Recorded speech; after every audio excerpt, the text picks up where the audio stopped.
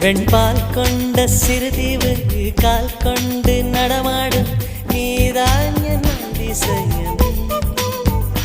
உலகில் ஏழல்ல அதிசயங்கள் வாய் பேசும் பூவெனி எட்டாவது அதிசயமே. வான் மிதக்கும் உன் கண்கள், தேன் தெறிக்கும் கண்ணங்கள், பால் குடிக்கும் மதரங்கள் அதிசயமே. நங்கை கொண்ட வீரல்கள் அதிசயமே. நகம் என்ற கிரீடம் அதிசயமே. அசையும் வளைவுகள் அதிசயமே.